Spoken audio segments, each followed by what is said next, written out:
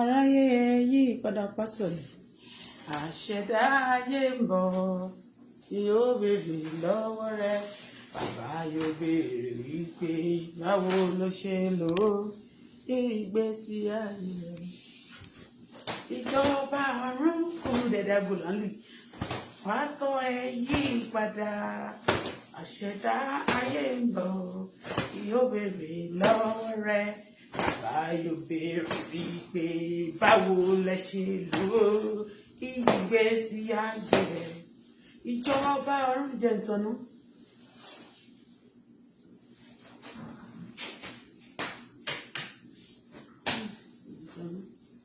ìjọba ọ̀run kù dẹ̀dẹ̀ pásítọ̀ ẹ yí padà àṣẹdá ayé ń bọ̀ yóò béèrè lọ́wọ́ rẹ bàbá yóò béèrè wípé báwo lẹ ṣe lò ó ìgbésí ayé rẹ pásítọ̀ ẹ ronú wàdà ìdájọ́ ayé ń bọ̀ torí pé ilé wa la máa ti kọ́kọ́ bẹ̀rẹ̀ ìdájọ́ ìjọba ọ̀run kù dẹ̀dẹ̀ aráyé ẹyí tani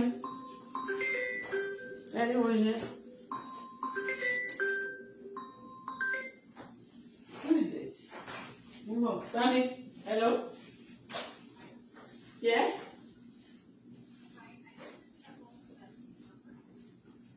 What school? What?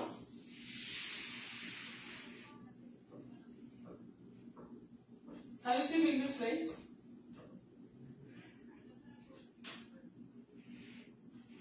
Okay. I don't call this number before.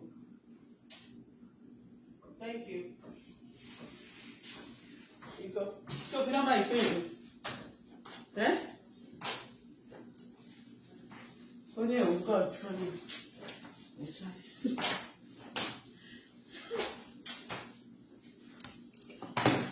What is distracting me? What is standby TV? Standby generator. Ìjọba ọ̀run kù dẹ̀dẹ̀ pásọ̀ èké yí padà àṣẹdá ayé ń bọ̀ yóò béèrè lọ́wọ́ rẹ bàbá yóò béèrè wípé báwo lẹ ṣe lò ó ìgbésí ayé pásọ̀ èké ronúkúwàdà aráyé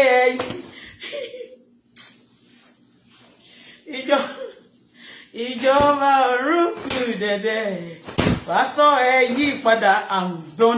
I'm a pastor too, but you know we start from our home. Kó tó yọ ìtìgì ojú èèyàn ó máa yọ tiẹ̀ o. Ìjọba ọ̀run kù dẹ̀dẹ̀.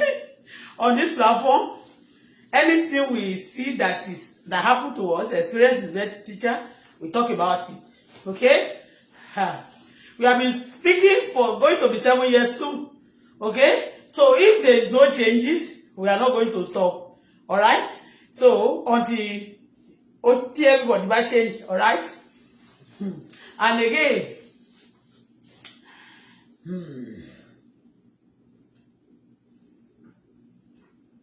ẹ̀rọ padà mi ní aago torí tí wọ́n ní aago gan mi nílé ṣe mi bàbá ní pé kí n máa lu kọ́ọ̀bù wọ́n lè dáhùn pariwo sọ pé Canada ní bíbá jẹ́ ẹ̀ ń bọ̀ náà jẹ́ ẹ̀ ń lu.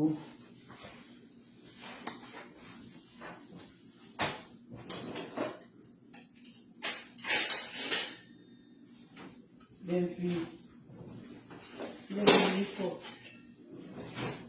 solution ti gbé pọ́nlá yẹn ṣé àti bó alẹ́gbẹ́ sí ìkàlẹ̀ pọ́nlá àrùn nínú kọ́bọ̀dù lórí mo ṣe kọ́bọ̀dù.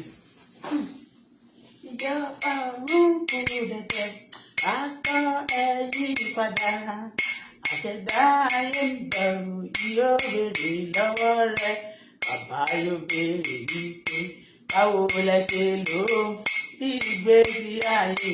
Okay, gbogbo resources pásítọ̀ tó jalè orílẹ̀-èdè Nàìjíríà ẹ̀rọ olúkúwàdà gbogbo yín la sọ pé kẹ́ yí padà ìjọba ń béèrè báwo lẹ ṣe ṣe sí gbogbo owó epo kúdọ̀ èrúkọ ṣé wọn ní kẹmọ gba kúdọ̀ ìlànṣẹ ó yá ìjáde wá o kẹwàá sọ kẹ lóyún o.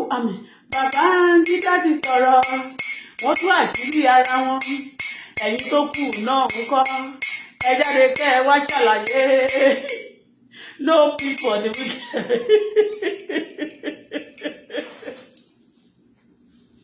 no pay for the wicked yo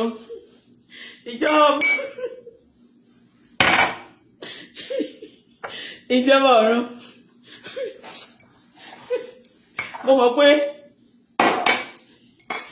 platform yìí because of the two tó ti sun yín but ẹ ní jẹ́ kó sun yín ni o ẹ má jẹ́ ó sun yín o ní jẹ́ ó sun yín at this moment I have something to say anyway good afternoon everybody let me fi kalẹ̀ sí they don't want me to talk ní bẹ́ẹ̀ ṣe rí pé wọ́n pè mí yẹn Quebec number ló pè mí ó ní you call this number I don't think I have called number tí mo pè mí ni number àwọn tí wọ́n ní mi ò mọ̀kàn tó ń pè mí fún rm kìíní kan ṣáà ni wọ́n gbé jáde and I try to call them and they are not picking so and that is not the number I call so I never call them so I'm going to sit down so let's discuss.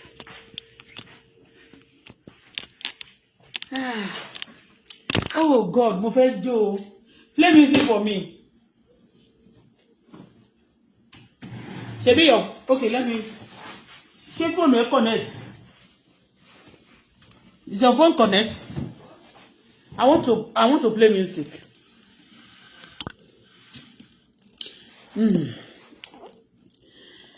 Ẹjọ́ tó ń lọ lọ́wọ́lọ́wọ́ nsìn mo máa share àwọn cases tó ń lọ lọ́wọ́lọ́wọ́. Case wa o. You know, the Bible say by their fruit you shall know them. You see this year God said to me that let me read for you. Let me just read for you. That will watch well for this year, okay? The Lord say I'm coming and I'm going to pay everybody back accordingly. Let me open for you.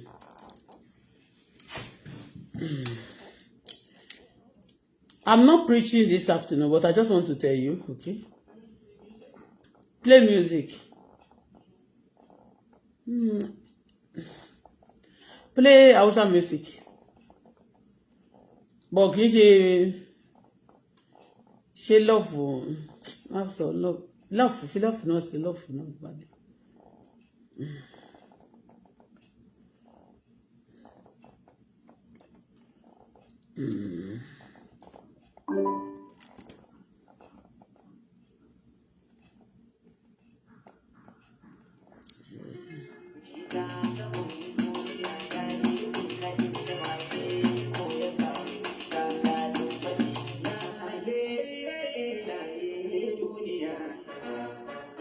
Salam alaikum, salam alaikum,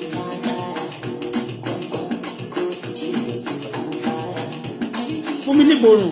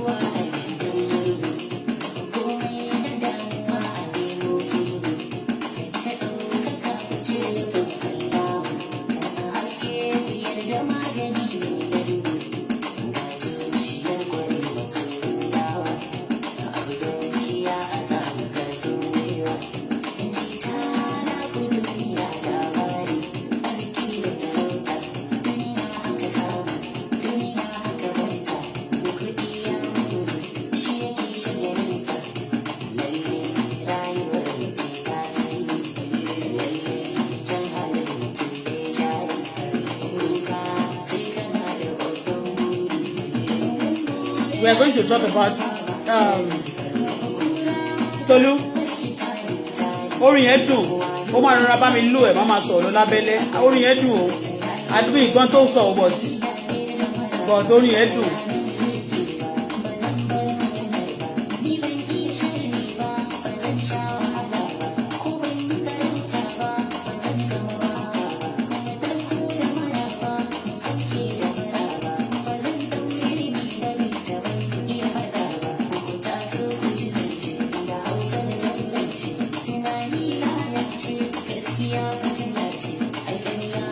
gaskiya ni ó ti tó jẹ́ àká nǹkan tá a fẹ́ sọ ní báyìí.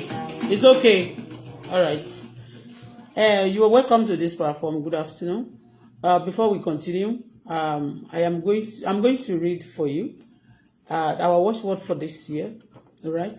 So I know a lot of show on the live, on the media, okay, and a lot of people also want me just to, I pass information, and the information is not for a baby. It's not for a baby at all. So platform ìyàwó kì í sóúnjẹ ọmọdé ní sírí ìfọmọdé we don't have baby food like that. We don't have baby food. Adults ni wá, so we are not saying bad, but I want things that can actually repair our system. That's what we are here for. So gbé oúnjẹ ọmọdé dání, so Revelation chapter 22, I want to read for you. Verse 12. Then I was told, I am coming soon.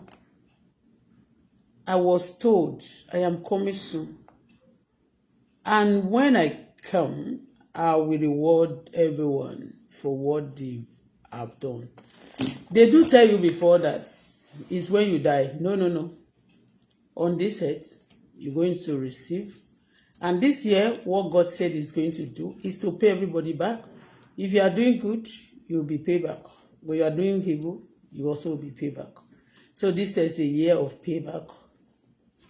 Say to yourself, this year is a year of payback. So let's pray now, and then I'll give you the information I have. Okay? Heavenly Father, eternal rock of ages, we worship you, Lord, because you're God, nobody like you. Yes, you were not to sad, that be exalted, be glorified forever. I appreciate you so much.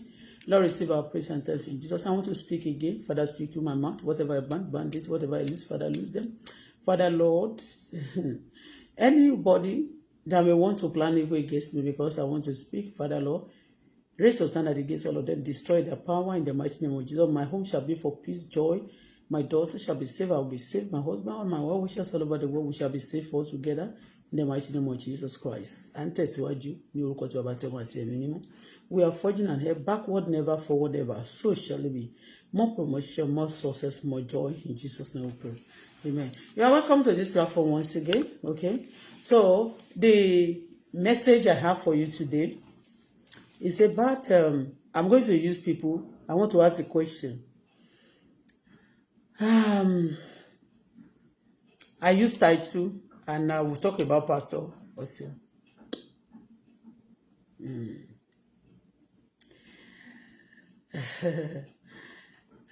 Some people don't want me to talk about this. And I can curse you if you are trying to, you are flagging, they are flagging the show. So the Facebook himself try to cut it off. I will pray for you, you have problem. Facebook. I will pray for you. You are the way you are doing my account. You are all of you that is doing my page like this. I will pray for all of you. Everybody, you will pieces yourself like this. Your secret will be open. And whatever you are doing, that your secret, any evil that God is bringing to the public, it cannot be covered again. All right. So even if anybody is not treating it, God is going to treat it, and again also you will be conscious of that. So continue to do that. Okay. So. Abi, you don't want me to be praying. I pray. Nobody can stop me not to pray. All right. Prayer. It's not a sin. To pray to God is not a sin. All right? So, you are welcome once again to my platform. I have pending, the story, I continue telling you the story of myself. All right? I continue telling you the story of myself, what's happened, and why some people are still after me up to date. All right? I believe that now people who actually care, because the wicked, so they are not ready. And if many people also running away from this platform now because they're already in trouble. A lot of them are in trouble, and definitely they will surely hate this. So it's not a problem, all right? And the trouble is not actually trouble. It's actually their secret is just being opened. So government of Nigeria, don't forget that the pastor should be paying tithe and tax to the governments. All right, tax should be paid. All right, and I'm telling you, a lot of people, they camouflage, they cover up, calling themselves things that they are not. They are deceiving people all over. All right. You see, I don't want to curse down. That's why I have the grace to curse. So, but I'll pray for you secretly. Those people who are restricting my page, oh Lord my God, strike them, bring them down, demote them. They believe that they have money already. Money is not their problem. Whatever that can give them trouble, let it fall upon them right now in the mighty name of Jesus Christ. They believe that money can never be their problem again. For those who are restricting my page, I pray, Lord, that you give them whatever that money cannot buy. The problem that money cannot solve. Oh Lord, give it to them right now, free of charge. Má gba owó lọ́wọ́ wọn. Ṣábà mi fún wọn problem tí owó nílé ìkápá. Bẹ́ẹ̀ ló máa rí kò ní padà. Those of people who are trying to curb my platform, Father Lord, bring them down. Bó ṣe máa jẹ́ ènìyàn kò yí padà. Ẹ bá sọ di ẹyọ kan, a ṣe máa sọ̀rọ̀. We are still going to do what? I'm going to talk. All right? So,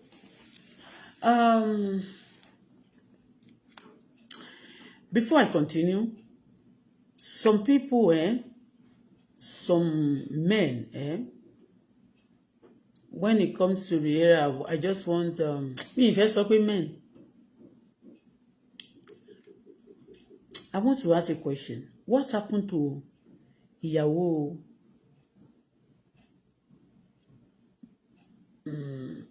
Abiola bàbá yẹn, the wife of the mother of Kola Abiola, the first wife, that is Kudirat Abiola. I mean, she Kudi, no, Kudiko. The first wife, that is Abiola, I mean, Kola's mother. What happened to the woman?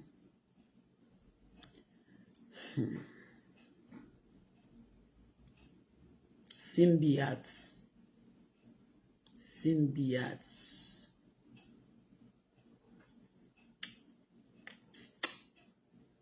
What happened to Simbi mama yẹn kí ló ṣe wọ́n? Wọ́n ní wọ́n sick. Àìsàn wẹ́rẹ́ ló ṣe. Ó wá lọ sí ìlú òyìnbó. Simbi a ò padà bọ̀ wá sílé o.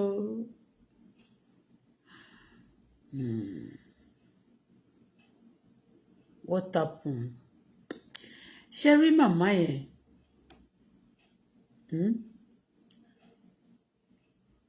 Àwọn ni Genesis ọkọ wọn. He helped the husband very well. And wọ́n ti sọ fún wọn. Wọ́n sọ fọ́kọ wọn, ẹ má ṣe politics. But nígbà tí pańpẹ́ ayé, Ọlọ́run má jẹ́ pańpẹ́ ayé má jẹ́ mú wa o. Tówó ràn sí wọn lójú. Wọ́n ti lówó o. Bó ṣe mọ̀ pé olówó ló máa ń lówó sí. Tó bá lówó, they will not more. Just imagine the way everybody is giving Babangida. Look at the money they are giving. Even Megida now, up to date, wọ́n ti send the couple CB. But even owó ticket gan wọ́n ti send. Wọ́n ti send owó ticket, wọ́n ti ra ticket fún mi. Ṣé ti yé bẹ́ẹ̀ Megida náà? Everyone ṣe sọ níjọ́ yẹn tán ti ní 2 billion every year. Ó ti yé bẹ́ẹ̀ yẹn 2 billion náà máa fún Babangida every year for giving them the chain, that is license to the oil and 80 Babangida ṣe ni wọ́n sọ yẹn, wọ́n ní 10 of them. But after that, how many people ló ní license yẹn lọ́wọ́ ní Nigeria? Almost all the pastor that has private jet owns also that license as well. But out of 10 people tí wọ́n ní wọ́n fún gbà yẹn, I think few of them were there to hear they go there to compensate Babangida because ẹ má bínú orúkọ la máa ń pọ baládé o ẹjọ́ mi orúdù sí o. We are just talking and saying the truth, and we can also learn from many things, okay? A lot of cases are there, so we want to put this also out there for us to also treat them as together. So we don't need to òdìgbà tán bá ti wá treat gbogbo cases ìtàn káwá máa ṣe pé ìgbẹ́dá kódò bàbá ṣàzùn wọ́n ṣe ń treat àwọn eléyìí sí kókó máa treat them. So, and we want everybody to come out, to come and expose themselves, just like our Babangida has the courage and boldness, and and Bible says those who cover their sin will not prosper, or those who confess their sin, they are faithful. He said God is faithful and just to forgive everybody. Do you understand me? And then new reshoving and everything will be good. Not that some people will be talking that, okay, we want this country to be okay, and some of them will want to still be eating that. So, a lot of people,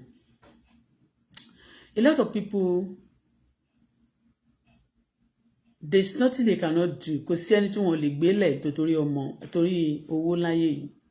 When mo ṣe béèrè pé question yẹn pé what actually happened to ìyàwó bàbá wa náà ni wọ́n tó bá jẹ́ pé wọ́n ṣì wà láyé ńsìn.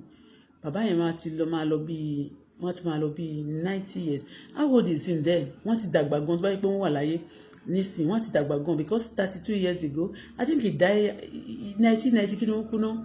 After how many years no lò nínú prison kó tó ti gbọ́n wá kún gbà yẹn. Do you understand? So, wọ́n ti dàgbà ń sìn is a bàbá ni torí Kọ́lá Abíọ́lá too should be 60 something. That's the firstborn, all right? But my question is, what happened to the woman? What happened to the Kọ́lá's mother? So, the woman, àwọn ló máa ń tèmù. Ṣé mo pé tí wọ́n bá tẹ̀ níyàwó púpọ̀, àwọn ló máa ń tèmù bàbá yẹn. He respects the Baba Abiola yẹn respect, Abiola respect. Let me be professional. Okay, because I'm not professional by saying Baba, kinikan. All right? Abiola respects Simbi very well, the wife, the first wife. All right? He respects her very well. So, and the Simbi out, Elijah Simbi out. She's the one that actually has the key. Yes, key. Team. Baba Abiola Dada. But he refused. He always tell him not to go for politics. She always tell him not to go for politics. That, a lot of people, they will tell him that politics is just do your business. You are connected. You have power. Nobody can ride you. Nobody can cheat you. Focus on your business. Your business will make you even bigger than the politician because politicians have limited time. Although you'll be recognized forever, even if you are a president, you'll be recognized forever all over the world. And also, if you're a business person, like let's use the example, like Alhaji Aliko Dangote, is more than some presidents. Let me just tell you, it's more than some president, of course. So, and the respect, when the president is no longer in power, he have used that man, Mami Gidana, sorry. He has used many presidents, and everybody in power, they will recognize him also because he's doing a great job in our society. So, and Elijah Sibiat won and always cautioned the man, that's the husband, Abiola, not to join politics. But he joined the politics because of long throat. And the woman also need to be sabotaged before, because if that woman is alive, she will not be able, he will not be able, Abiola will not be able to be, it will continue. And he will use whatever power he has because he's the one, she's the one that is more connected. And the family a little bit more, they are richer than the family of Abiola himself, okay? What happened to the woman? Wọ́n ní wọ́n sick ni, àìsàn wẹ́rẹ́ ló ṣe wọ́n kàn ní nǹkan ṣe wọ́n wẹ́rẹ́. Gbà yẹn náà ṣe kò difficult for anybody láti, and when people want to really tó máa fẹ́ ṣe nǹkan kan ṣé ti yé tó máa fẹ́ ṣe nǹkan kan just they are doing it now, and that's why you see some people, even when they are in power, they will tell their family, go away from me. Even some people will even divorce the family. They will divorce the family at that moment because they want people to believe that, okay, we are no longer together, so that if they want to probe them or anything want to actually happen to him, it will not happen, affect the children and the wife. I'm fine. Whatever wants to happen, whatever that will happen to them, do you get it? If anything, yes, a lot of people, they do that. They will tell you the whole world, they will announce, they will even tell you that We are not divorced, but we are separated. We are no longer together for now. And they don't want anybody to talk about it. Do you understand? So that it's just a tactic for some people not to come up. I mean, not to go for those family. People will be judging that, okay, this person, even after you're having problem, whoever is having problem, who have something to do with the country, if he's having problem, it's not their problem. I mean, it's no longer that woman's problem. It may be a deal. It may be a business. It may be a tactic to save some family. It happens that way also. But this one, because he wants to, and he has the promise apart from this. You see, those are our people, eh? When they are talking like this, everybody just pretend innocent. I pretend as if they are innocent. A lot of things is happening. What happened to them? What happened? Kí ló ṣẹlẹ̀ sí ìyá yẹn? There was a day here in Canada before my finance was captured. This is my Bible. I'm not a reader of Al-Quran, but I believe in it, I believe so much in it. I have a dream. I'm gifted. God speaks to me through dream, revelation, and instinct, and design. I have discernment spirit also. And I will have authority. Yeah.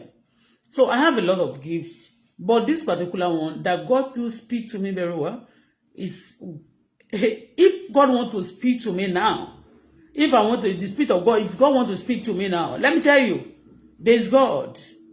And I don't lie about anything because I do my things, I don't collect money. I need money desperately. But despite that, I will not destroy my image.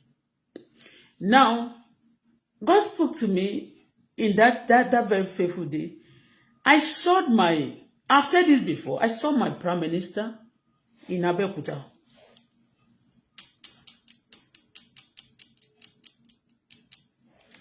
I was like, Abeokuta.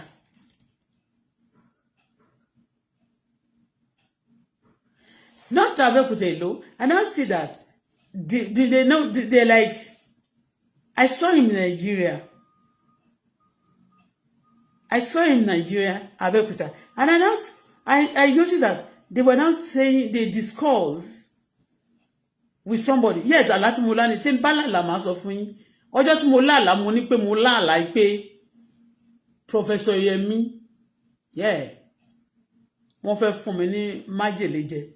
Yeah, ẹ mọ̀ pé mo lá bí mo ṣe lá yẹn lóru ni mo tají. Ó sì wà lórí media tí mi bá ti delete àbí tí video Facebook ò bá ti delete video yẹn fúnra rẹ̀ because mi kì í delete video mi. Mo wá rí pé níbẹ̀ yẹn bí tí wọ́n lọ yẹn tí wọ́n sọ fún wọn ní pé kọ́n kọ́ọ̀tì kò mí pé wọ́n fẹ́ lọ Abẹ́òkúta o.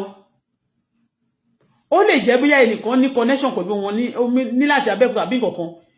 And then they were now telling him that he should make the portion very small. They should make things narrow for me. They should make my portion very small.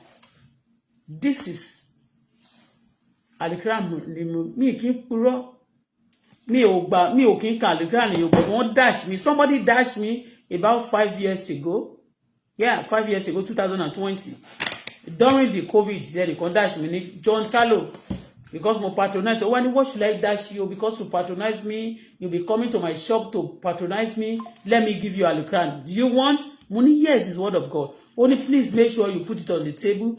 Put it wherever it's high. Don't put it just anyhow. Money, yes, and my Bible too. I don't drop my Bible anyhow. Yes, I put them close to me and I put them in the high place. You understand? And this is my Bible. And this is my Bible. You can see the way I read my Bible. Okay, so I believe in God. Okay, I believe in good things, good life. I believe in doing things right. All right, okay. When I saw that video, gbogbo ẹnikẹ́ni tó restrict the platform yìí, Ọlọ́run jọ̀ọ́, let me talk wọn kí n pò mọ́ gbogbo lẹ́nu. Gbogbo ẹni tó restrict the platform mi, Ọlọ́run jọ̀ọ́ ṣánkú, Ọlọ́run jọ̀ọ́ jábọ́, Ọlọ́run jọ̀ọ́ ṣègbé, Ọlọ́run jọ̀ọ́ jìyà, Ọlọ́run bá mi kọlù, Ọlọ́run bá mi dójútì, Ọlọ́run gba agbára lọ́wọ́ ẹ̀, Ọlọ́run tú síta, Ọlọ́run fi ṣẹlẹ́yà, Ọlọ́run fà sẹ́yìn láwùjọ, Ọlọ́run Ọlọ́run ṣe yàmàyàmà. Bẹ́ẹ̀ lórí kò ìgbà. So mo wá rí pé wọ́n sọ pé make my portion small. Mo ṣe lánàá yẹn. Yes, wọ́n ní kó make my portion like we can make my portion narrow. And again, of recent, one can make it very difficult for me to the level that I should not be able to pass that body in kokuma nira for me. You understand? I saw everything, but it's not all my dream. You know, these days I don't talk. I don't come out to talk. I mean, to say much. I don't say much about my dream, about what I see. I pray about them. All right? But I can talk about things that happen to me. You know, revelation, what God is showing me about people is different from things that I encounter. You understand me? So this, whatever God is telling me, I should keep some of them like a secret. And the last time I have a dream about that, the first day I have a dream about Professor Emi, I came out. That would work. I woke up and I said, "This is what I saw." Kì í ṣe nínú ilé ń bí o. Ó ti ń lọ bí wọ́n ti bẹ̀rẹ̀ election, wọ́n ti bẹ̀rẹ̀ campaign, but during that time yẹn ni mo lá. You understand me? Lẹ́yìn ìgbà yẹn ni ọmọ tó wá sílé mi. Ẹ mọ̀ nǹkan tó náà ń sọ fún mi pé kì í ṣe ń gbà yẹn. I may not see him face to face, but what people can do to me and what the plan they have for me, that is it. I suppose not to allow anybody, even that's okay, anywhere, kó wá sílé mi. That is it.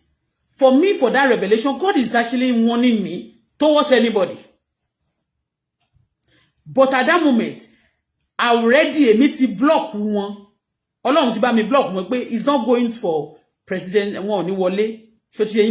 Normally, he will be angry because ọ̀rọ̀ politics ojú nǹkan tá máa ń sọ yìí lọ. Wọ́n máa ń sọ fún mi nísìnyí nǹkan tí wọ́n fi ń ṣe báyìí náà ó lè jẹ́ pé wọ́n máa sọ pé don't put your mouth in things that is happening, because when they settle, when they settle, everybody one of them settle now, they will start teaching whatever you say. It's what happened to me.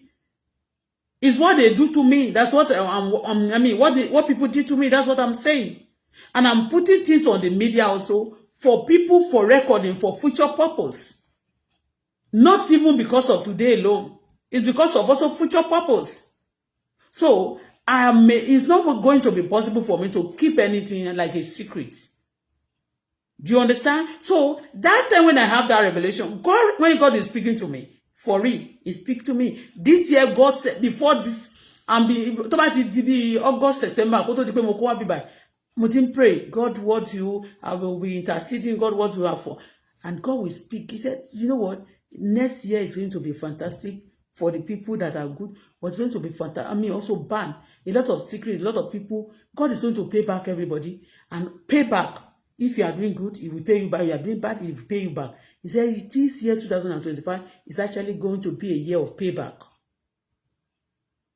If you have tortured people, if it's possible, you'll be tortured for some time. If you have done evil, you have killed, it's possible you lost things, valuable things. All right? So, I believed so much in those promises.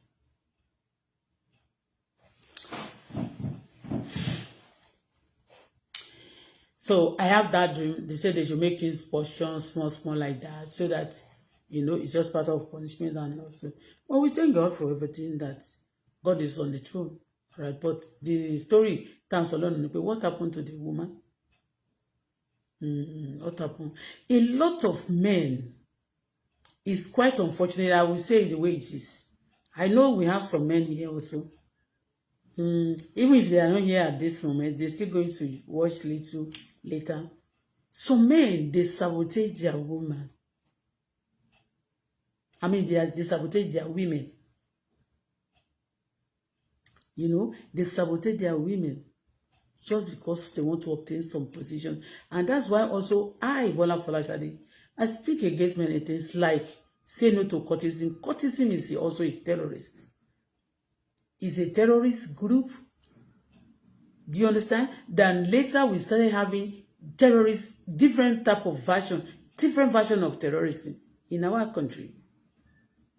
Do you get it? We have those courtesan, the courtesan, they are terrorists, big ones. They kill, but funny thing, those ones, they are not hiding face. They boast of it. They show you, I belong to so,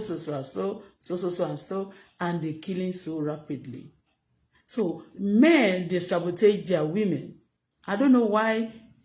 And majority men, no matter what, how rich, how poor, they are born by women. Obìnrin ló ń ṣe ìyálàyà bàbá àwọn ọkùnrin. Without women, men also, they will be useless. Without women, this world will be nothing. But men, they learn how to maltreat. In the gathering of men these days, they maltreat women. They take them like a slave. They cheat them. They can use them anytime and dump them. Even when it is time, if there is option, if there is a danger, if they have any option, I'm not saying all of them, but these Bibles and the Quran support men to protect their wife. Is there a man that cannot provide for his home? It's not worthy to be a man. It's not that you are not worthy. It's not because you are not going to be a man again, but it's just that to make you a lesser man. I'm a lesser man, yes, or men anyhow. If there's any danger at times, most of them, instead of, even there's no danger, they bargain on a woman. They use another woman to bargain, not even about because of any man, any man again. I mean, any woman again. They bargain. If they want to do bad bargain, they use some lady for bargain. Some husband use their wife for bargain. And that's why I said, what happened to Simbi Ayabiola? What happened to him? I mean, to her. Because actually she's the one that is always called Abiola. Is the one, and that's why you see that if they make sure they Simbi, Bamayen, Alaja, I want to make won't believe pay. You see, when I want more elomi, I want orogumi to be more fun. You see the way they're saying that, okay, Bokola just sits on the money as if there's only one money. Do you understand? They bargain on the woman. Yes, he bargained on the woman. And the money, there was actually money. The story of money that I said yesterday is true. There is issue because, let me tell you, the reason why, thank God, out of the people on this social media that blog as a Yoruba woman, even other people go, those who have my experience, I don't think few of them don't need to experience me. My experience is bigger than many of them. And that's why I face trouble more than any of them. Nobody. Whatever, you see, I know, even my account and platform here is still like this. Is part of punishment. I am telling you, many times I cry like this, but even people, your tears mean nothing to them, except they are being in the same position with you. If they are not in the same position with you, they never feel your pain. They don't know that some people cry, actually, maybe tears that comes out from people's eye, actually it's a painful thing. It's actually headache, can cause headache. Do you understand? They don't feel good. They sabotage ladies. Because the woman then, she's going to be a problem. She'll be in a problem. To the man not to go to power. The woman was sabotaged. And also, for the money, also to be ó ti kú ẹni tó ti ní ẹni tó kówó fún nìyẹn, IBB. Ẹ má bínú sá o. IBB ẹni tó kówó fún nìyẹn, ó ti kú. Ó ti kú nìyẹn, mi ò mọ̀ o. Báwo ni ẹjọ́ ṣó possible kí ṣé wọ́n máa ń ṣe òòṣà lódò kí làbẹ̀làbẹ̀ má mọ̀? Ṣé wọ́n máa ń ṣe òòṣà ní odò kí làbẹ̀làbẹ̀ má mọ̀? Ṣé wọ́n lè fún Ayabiola lówó odidi Simbi Arts? Ṣé wọ́n lè fún ní owó kí ọkọ ẹ̀ tó máa ń give testimony gbà ẹ́? My wife actually, before when I was before the first place I eat egg was my Simbi family. You understand? But let me tell you, if they even saying that about you, they can still put your head. Men, they are something else. Men, I'm sorry to say this. My father is a man. My husband is a man. All the people without men also, you cannot. Women also. Only it's not going to be sweet somehow. But the trouble given to ladies, women, are much, eh? And all the young ones these days that try to maltreat and kill their wife or do many things with ladies, they learn it actually from these our babas. And also a lot of things happen. I tell a story, then a lot of them, they sabotage their things. The wife ọmọ tí obìnrin mi bí, go and check it. Àwọn tó ń pa èèyàn jù tó máa gbé ìbọn papapapa yàtọ̀ sáwọn tó máa ní wọ́n ń jà nínú ilé, those women that used to fight and they shoot their husband and they forgive mọ́ ọkọ wọn lórí, or the husband is sleeping and they quickly go and use cutlass to cut their prick and this and that. That can only be domestic violence. Yeah, that's where women are. And also men, don't let me deceive you, they will cause it because they will say they want to cheat. Maybe you have promised this lady not to be a cheater, and eventually you now be a cheater. You now cheating from junction to junction, from house to house, from where to where, to all country to country. You cheat everywhere. You cheat you cheat with white, you cheat with black, you cheat with blue, you cheat with east, west, north, and south. You became a cheater and you cause a lot of violence, and then they are enjoying it. And then when you even lady, when they are fighting like this, trouble like this, and they are, I know a man that said, I will number, yes, one crazy man like that in Dubai. That Abu Fatah it must lọ ṣe, tó mo sọ pé ó ṣiṣẹ́ láti, ó lọ kúrò láti Nasfat. I mean láti mo ní Nasfat. Kí lorúkọ ilé iṣẹ́ tó wà ní Agege yìí, Moricas, tó lọ Dubai, tó wà níbẹ̀ tí mo sọ pé, you know, he used to say, you know what? Òun ló jẹ́ kí n mọ orin kan báyìí pé orin yẹn, òun ló ra orin yẹn wá. Ló ní kí n máa gba orin, ló ní kí n lọ máa gbọ́. Wípé it used to be good. Ọlọ́run Elédùmarè gbọ́ ọmọ mi lè máa rántí mọ́. Torí ọmọ mi kéré ńgbà, so ọmọ mi ha sórí, so ọmọ mi akàn ó máa ń slot ẹ̀ ńgbà mi sí báyìí. A bẹ̀rẹ̀ sí kọ́, máa kàn máa gbọ́ láti ojú pé ẹni yẹn ló fún wa ní késẹ̀ tí ẹ mọ̀ kan tó kọ. Lóní ni Winot ní orúkọ ní orin yẹn jẹ́. Tí wọ́n ní lóní ni ó falẹ̀ mí wọ́n kọ́ àti bí olùjà orogún. Do you know what the man said? I said, mo kọ́kọ́ wò mo ní this is not nice. Ó ní òun like ẹ̀. Ó ní you see, ó ní òun ní ìyàwó oríṣiríṣi. When this one is crazy that he has tortured this one, and that time she's down. If he has tortured that one, if that one is down, he will quickly go to another one, and that one, if that one also is down, he will torture that person. Before they used to leave everyone to the other, they will torture this one, they will bring them down. Okay? So some ladies too are bad though. Those ones that like practice prostitution like that, they are also bad. Okay? But he said he will be moving from one place to the other like that, moving from one lady to the other. They are breaking ladies. You see, they crack their brain. They do many things. And many ladies, let me tell you, all these olówos, the rich people, especially in that our Yoruba land, you see, when you go and see their first wife, they go through many things for them. Some of them, they find themselves in mess, in trouble, in prison, just because of their husband. But after, even when they struggle together, when everything is okay, you know, I just noticed that men, they are always after women, to maltreat women. They want to maltreat them just so far they are okay. And that's why you see all of them, they love to, whatever will cause them to have the money, they will have it. That woman, I mean, Simbi was sabotage to stop, because she will surely stop. She had been the one stopping Abiola for going for the politics.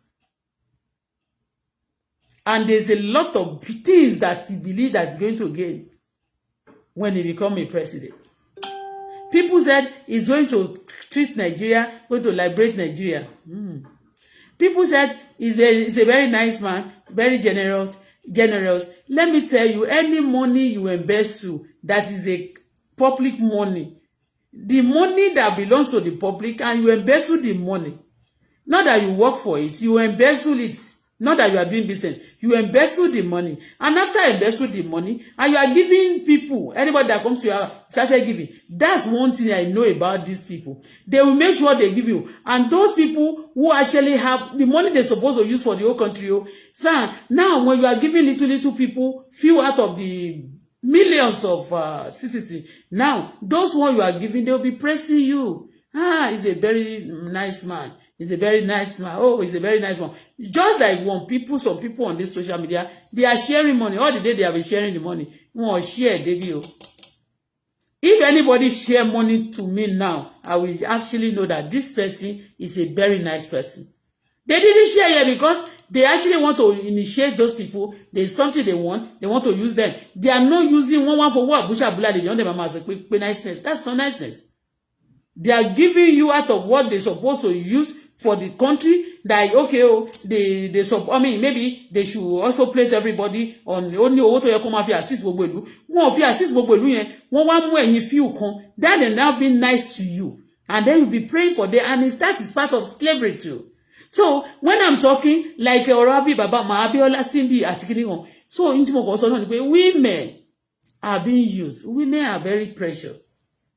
When you are doing that, when you are doing that, please, I want you to change. A lot of these people, they will sabotage their women. Some of them, Papa, you know what you want to say. Wọ́n máa fún option ni, wọ́n sọ fún, but that's what is happening. Kì í ṣe pé kò ní love fún wọn mọ́. Okay, if you don't love, you know some people you may be together at times, not because of the love you have again, just because of the children. Ṣé wọ́n ní love ọmọ wọn ni? No, but because wọ́n ti kàn nípa fún wọn pé either you allow this lady die or you put her aside. Let this lady step aside and leave you alone. Or else, amapa. That is the work of also terrorists. And they tax themselves for this. All these taxes is very bad. Maltreating ladies in society. I used to imagine myself. How can they be using me to play gamble? Don't play gamble with my life. Oh. Don't play gamble with my life. They'll be sharing money on this social media. Moment some money. I have right on the money. Yes, that says. But they were telling you, yes, you have talked. They don't know that. Okay, you don't give people money because the person is here. I'm not going to get any fun or anything because I'm close to somebody or the person just favor me. It's a natural thing that everybody submit the application and they will give it to them. So if it is my turn and they are trying to deny me, I will say, what did I do wrong? Because I never commit offense. It's a right thing. So that when your master play right, there is a right. There's something called right, human rights. There is a right. And Bible àti àdìkàrùn bó ti jẹ́ kó make wa bó jẹ́ pé ìlú Saudi náà lẹ lọ, there is something that is right. Either you are your father is rich or not rich. Only àwọn kankan tó sọ pé okay, for all the citizens, this is going to be your benefit. It's going to be for everybody ni. Not that you just choose some people because this one can kill, this one can test your logic, can do this, and then you favor that one. And I'm just telling you that Simbi was sabotage. Simbi was sabotage. For the money tí owó kó máa lè lo owó yẹn náà lára owó yẹn náà ìgbà tí Babangida sọ pé only that money you pay back and gbogbo tó bá dẹ̀ fi ṣe náà ó ní wá gbádùn ẹ̀ mọ́ ó tiẹ̀ ní gbé yes mo tó tọ́ ni kì í ṣe rọ́ mo pa. It's not a lie. That's story what happened. And this somebody that actually help you, what their belief is that we are going to take care of the child when they kill that person eventually. When that person dies, they just believe that àwọn ọmọ ò lè jìyà. They what they were tí àwọn ọmọ yẹn lọ́rùn wọ́n wá tọ́jú wọn yàtọ̀ gan, but they cause problem. Like the other day, Simbi while children was being dragged, they say kola o is the kiriko is the gbadakodo baba jasun o. Couldn't pay. I mean, Simbi lay alive. Apart from that, other lady also lay their life for the they say the democracy. For the family, for the husband, other people now, because one of my people want to say, the first wife here, know the beginning and he know everything about Abiola. And he know that it's going to be dangerous because they are also close. All this wife of these people, they are close to some, even some to themselves. They do talk. Ọ̀rọ̀ mi tí wọ́n bá tí Abiola ò bá tí ẹ̀ ní ráyè lọ sí ọ̀dọ̀ Babangida, ó lè rán Simbi lọ. So they are close. Do you understand? So men, you sabotage women. Why? Taba wo Al-Quran àti inú Bible, you know, all the problem we are facing all over the world, that this one choose to face right and this one to choose to face left, it's not kò ń ṣe èèyàn méjì ló fà, ọkùnrin ló fà, and not dẹ̀ ni mo sọ níjọ́ yẹn, òun náà dẹ̀ ni kí lorúkọ Abraham. He's a businessman. Elépo ni Abraham, oníṣòwò gidi, ó máa ń ṣiṣẹ́ gan. Ọwọ́ ẹ̀ jí sówó. Mama, let me tell you something. Abraham has a mother that is Tara. The name of Abraham's mother is Tara. He loved Tara that kò lè fi Tara lẹ̀. Tara ò tí kú nígbà tí Ọlọ́run ti sọ pé okay, ó ti rí sign pé you have to live among, because when you are okay, when you are very, very okay, you got to leave some of your family behind. You can help them. O lè gbé wọn tó bá tẹ̀ wá tún bá ẹni tó bá wá, o lè gbé wọn sí Góṣẹ́nì.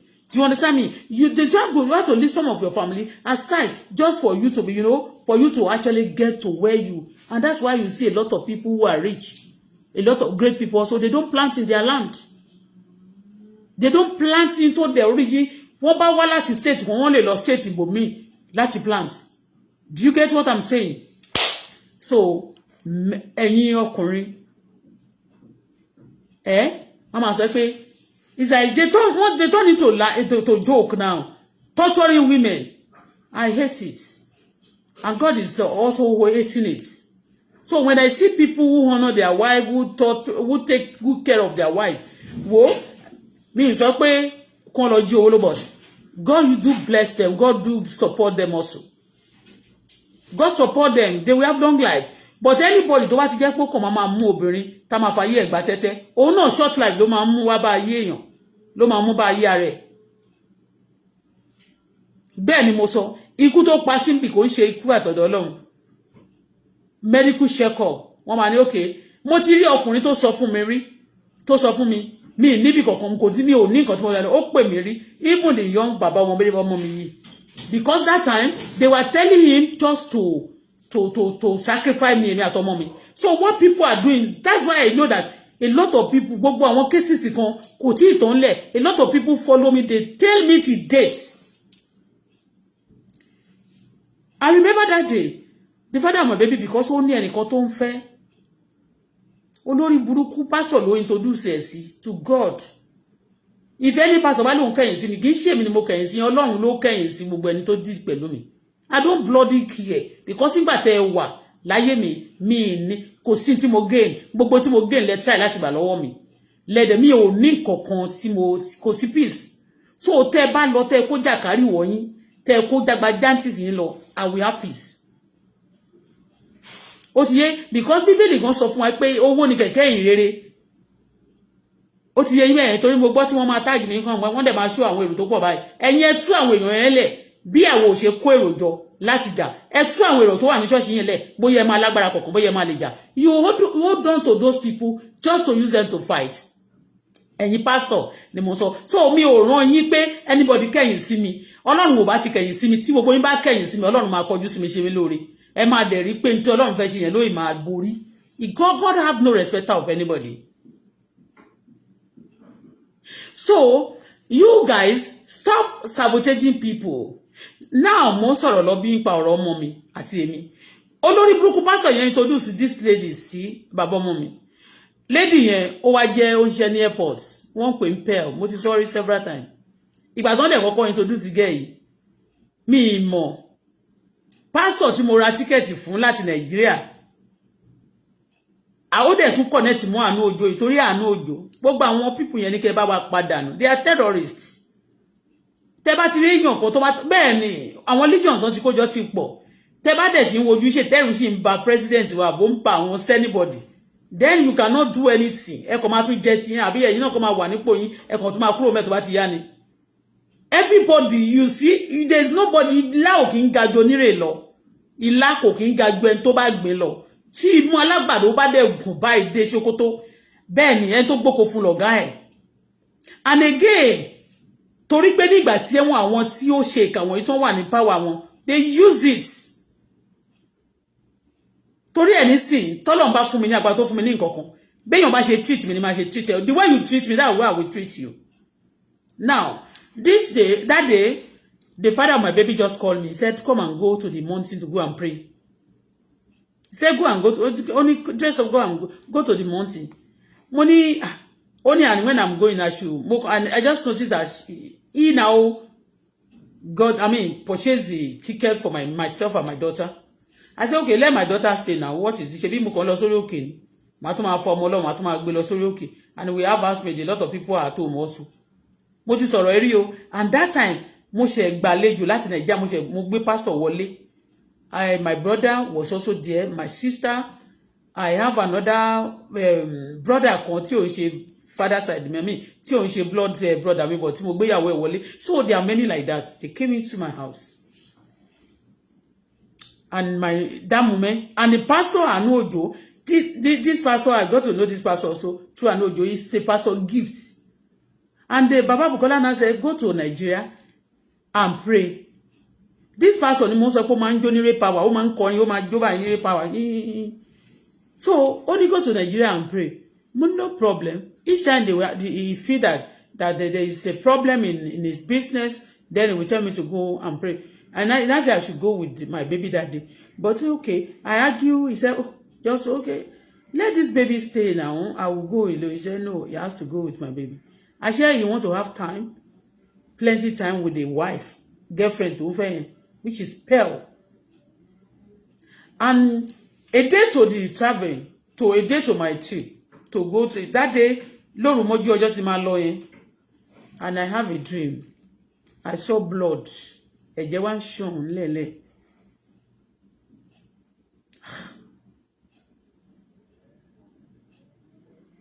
Normally, bí o bá ṣe pé bóyá mo ní courage àti pé mo máa ń gbàdá mo dẹ̀ mọ̀ pé whatever àti má ti bèrè lọ́wọ́ Ọlọ́run máa ń dá mi lóhùn. Ó ti ṣe bẹ́ẹ̀ kò yẹ kí n lọ mọ́ because already it's horror what I saw. Like me and what they thought, but èmi bí mi bá ṣe lónìí. I have this olive oil in my house. I started praying. In the morning, I'm the one calling prayer, altar call. Altar call ni, altar call. Altar call ni wọ́n máa ń pè altar. Kì í ṣe pé iṣu o.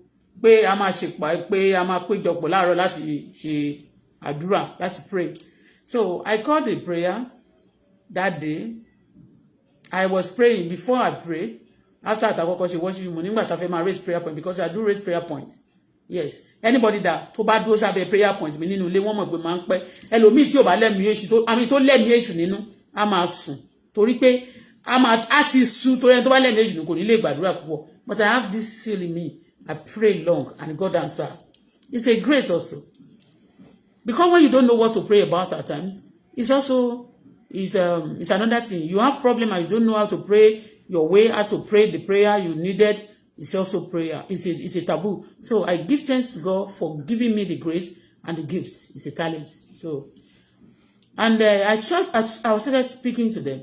I now have before the dream of the blood, I have this dream that a snake that I ordered snake. I import snake to my house. That I import, like somebody I went to import snake. So, but there's one among the snake. It was black and slim and tall. I look at all of them. How many people ló wọlé níjọ́ yẹn? There about 7 calling who kọ́kọ́ wọlé níjọ́ yẹn. Shola was black. The person tó dúdú tó ga jù was Pastor Gifts. The one from Anojo was Pastor Gifts. That guy that used to sing in Ray Power, that used to wear some black and white like this, that be doing Ìjọ people. Ìjọ that will be dancing like this in Ray Power with Telu Yahweh, Pastor CSC none. And I look at all of them, they say all of them are snake. But there's one that is taller. The one that is black is taller. Is actually the one that introduced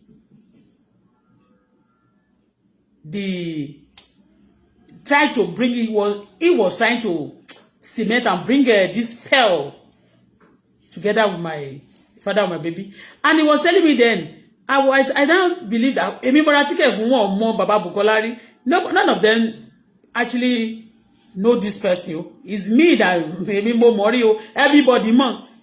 In fact, the guy cannot talk to me self. The mother is the one to me making fair. You understand? So they don't know him before.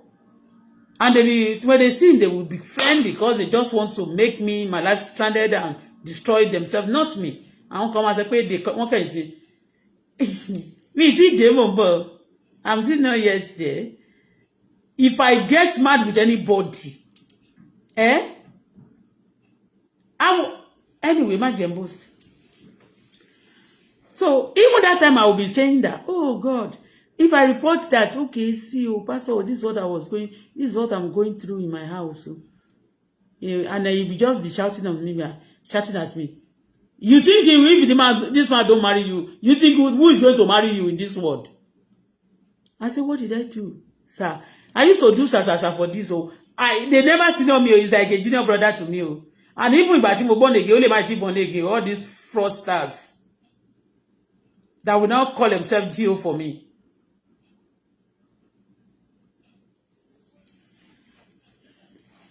I look at them, but that early morning, I said to all of them, I said, I have a.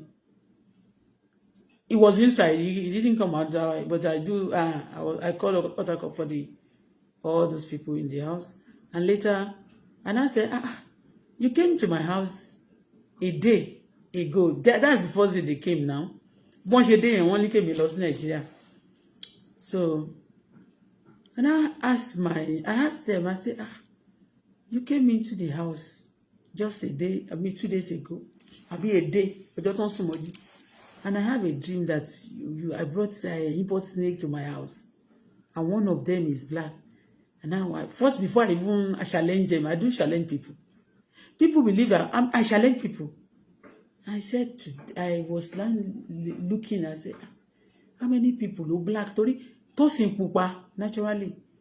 Èyí why no, but one people they house snake, green snake, gbogbo snake, the oríṣiríṣi snake, but one was kí lorúkọ snake àgbà dúdú tó máa ń dúdú yẹn, black snake. Maybe it's the most dangerous pàápàá mi tí ẹ mọ̀. Nínú wọn ní python wọ́n ṣàṣe. So that's why after that I believe so much in my prayer. I brought out anointing oil that the day tí mo wá ń lọ torí wọ́n wà lára nígbà tí mo ní kí ṣé wọ́n wà lára yeah ṣé gift ti lọ àbí mi kò sí lọ ní South Africa nígbà tí mo lọ Nigeria mo ṣá mọ̀ pé ọjọ́ tó kọ́kọ́ dé mo lálàá yẹn but ibi tí mo fẹ́ sọ part tí mo fẹ́ sọ lélẹ̀ pé the father of my baby say I should go to Nigeria because he want to have good time with his girlfriend tí àwọn pastor ti cement sáyé ẹ̀ kìdẹ́ ṣe pé wọ́n fẹ́ kémi lọ kí n kàn padà wá wọ́n fẹ́ kí n lọ kí n má dé mọ́. There's no level táwọn èèyàn ò kí ń dé tí wọ́n bá fẹ́ ba nǹkan èèyàn jẹ́ there's no level kò sí nǹkan tó wọ́n kì í ṣe. When I have that dream I brought out anointing oil and I poured it and I started praying. I will know you grant and I said yóò nígbà ẹ̀jẹ̀ mi o ẹnikẹ́ni tó bá ti lọ gbé ẹbọ àbí ohun tó bá ti ṣe lórí ilẹ̀ pé kò gba ẹ̀jẹ̀ èmi àtọmọ mi mo ní ìwọ ilẹ̀ èmi fún ẹ ní tó mọ́ mu o anointing olive oil lélẹ̀ náà fi ṣe kínní mo nígbà kó mú mo dẹ̀ da gbogbo anointing kínní yẹn wá dà sílẹ̀ mo wá lọ sí airport mo lọ Nàìjíríà gbà tá a máa dé Nàìjíríà gbà tá a wà lójú òfurufú kódà kò sí nǹkan kan tó ṣẹlẹ̀ gbà tó wá kú ká land wọ́n bá ti ń announce pé the weather is not good the clinical is not good weather could not go good àwọn lightning àti strike thunder wá bẹ̀rẹ̀ sí strike a lot of things was now happening this and that and that and that and that so when this plane want to go down like this ibi tó yẹ kó tó land sí everywhere was filled up. There was no plane took off. You know when another plane bá ti dìde wọ́n máa book another one coming. So those who supposed to so yẹ kó ti lọ they are not moving, they are not going. So there's no place to land. Anytime you want to land, like you go back up. Ó ṣe bẹ́ẹ̀ many times. Àti dé Nigeria bí tó 7. Ìgbà láti bí ó wá ń lọ lórin kiri ojú òfurufú ló wá di wondera. Tó bá tún sọ pé kò ń try láti tún lọ land ibẹ̀ yóò tí free. So nígbà tó wá yá ni wọ́n ṣe wá announce pé okay bóyá gbogbo wa náà ni wọ́n wá they wọ́n máa communicate pé what is happening nìkan is dangerous nìkan so they now give wọ́n ṣe wá give order pé go to Ghana and land mo ti sọ̀rọ̀ yìí rí go to Ghana and land ṣe rí gbà tó bí lípò ti parí iṣẹ́ tó ń wá ṣe ọ̀rọ̀ tí mo ń sọ yìí náà ọjọ́ tí mo ń sọ yìí náà oríṣiríṣi pastor ló visit ilé wa àti pastor aláṣọ wèrè kan báyìí tó gbéra ìlàláṣọ funfun wèrè kan lórí burúkú wọ́n máa léèyàn bú àwọn èèyàn sí our country is horror wà láìtàláì Yorùbá àwà horror tó bá gbọ́rọ̀ film àwọn gangan ni bọ̀bọ́n ṣe máa wá hide yẹn ló máa ń bí mi nú. Don't hide, show your color, show your true color. Everybody show your color. Come out and tell the world what you have done. Ẹ má máa Yorùbá, you are hiding. Ẹ má ṣe bí ọmọkọ máa ń ṣe bẹ́ẹ̀, má ṣe bí ọmọ àlè. Ẹ jáde kẹsàn tẹ́ bá ṣe. Ẹ má máa pretend. Ìwà mú pastor tó máa sọ pé ìwà pastor torí àwọn kan máa sọ pé àwọn alágbèrè kan. Àwọn kan wà ìwà olè ṣe rí tó ń pè ní àgbèrè.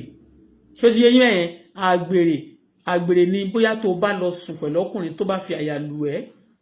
Ó ti yé bẹ́ẹ̀ yẹn. So tó bá fi àyà lù ẹ́, you get it, tó bá fi àyà lù ẹ́ àgbèrè nìyẹn. Ṣùgbọ́n àwọn pastor torí mo rí kan tó preach pé alágbèrè lẹ́nìkan, mo rí àwọn pastor tó jẹ́ pé wọ́n ń parọ́ ìtọ́lọ̀wòrán wọn, wọ́n ní ẹ̀mí àjẹ́, wọ́n ní ẹ̀mí oṣó, wọ́n ní ẹ̀mí terrorism, wọ́n ní ẹ̀mí ká ja gbogbo ìlú lólè, wọ́n ní ẹ̀mí kíni irọ́ pípa kán máa sọ tójú wọn ò rí. Wọ́n ní àwọn pastor yẹn gbogbo wọn majority wọn yẹn tán lajú mójú Facebook yẹn majority of them ló ní ẹ̀mí olè, wọ́n lẹ́mí terrorism, wọ́n ní ẹ̀mí kakakúrọ́ mọ́ ni tako ni, ẹ̀mí ká sọ tójú wa ò tó, ẹ̀mí ká máa sọ tọ́lọ́wòrán wọn. Wọ́n ní go and check there, kì í ṣe rọ́. But they will tell you, mo rí kan tó sọ pé agbèrè torí wà tán ní kan ṣí ẹ̀. Mi ṣe agbèrè kò sí anybody ọjọ́ tí mo ti dé Canada ń bí báyìí nobody tó ti bá mi sùn.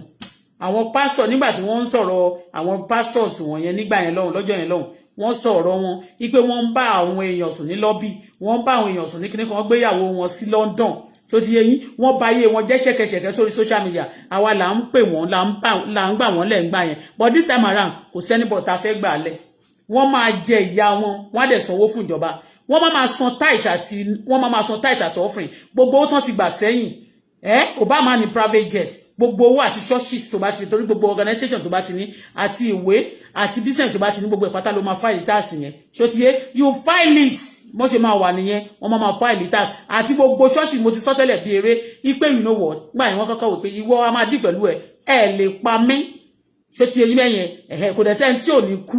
Èmi ò dẹ̀ ní kú lọ látọwọ́ ẹni pastor tó bá roku sí mi máa gbọ́ ọmọ ọgbọ̀n bí iṣu pastor tó bá roku sí ọmọ mi máa gbé ọmọ ọgbọ̀n bí iṣu bí ò bá bímọ very soon wọ́n máa correct in peace sórí ẹ̀. God has no respect of anybody torí Ọlọ́run ò kì í ṣe èèyàn. God is not woman, is not a woman that he lies, is God. They planted this person in his time. Another pastor wọ́n ṣe máa plant from one person to the other. Wọ́n tún máa ríran fún wọn wípé you know what that woman that help you tó bá ẹ ṣiṣẹ́ yẹn o kì í ṣe ìyàwó ẹ. Bí wọ́n ṣe jókòó tí wọ́n máa ní kì í ṣe ìyàwó ẹ kì í ṣọkọ ẹ. They will tell you because they want you to be their slave kó lè máa ṣe ẹ̀ ṣe wọn kó bá lè jẹ́ lára slave wọn. I'm not a slave, look at me. Ṣojú mi jojú slave ni ọ̀bọ tí ọ̀bọ ọ̀dọ̀rẹ́ tí ń wọ suit kò sọ́bọ̀ kankan dọ̀rì wọn. I'm not a slave to anybody. And ego gan ọkọ tí bá máa fẹ́ kódà kó lówó gan mi lè jẹ ju owó mi lè jẹ ju oúnjẹ tí máa jẹ láyé lọ mi lè lò pátápátá máa lo gold máa lo diamond máa lo ruby. Ọlọ́run ò dẹ̀ ní jẹ́ kí téèyàn bá kú náà wọn ò lè kó mọ́ tán bá kó pẹ̀lú ẹ̀gàn òun ló máa jẹ́ kó lọ wú òkú ẹni yẹn kíákíá bí tán ti tún wá ní wọ́n fẹ́ lọ kó ruby àti diamond wọ́n tún máa gé orí olórí lọ.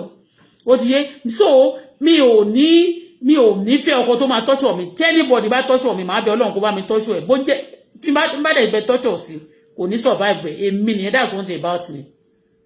Kò ní survive ẹ̀ that's one thing about me. I know my gifts. Ọlọ́run gbọ́.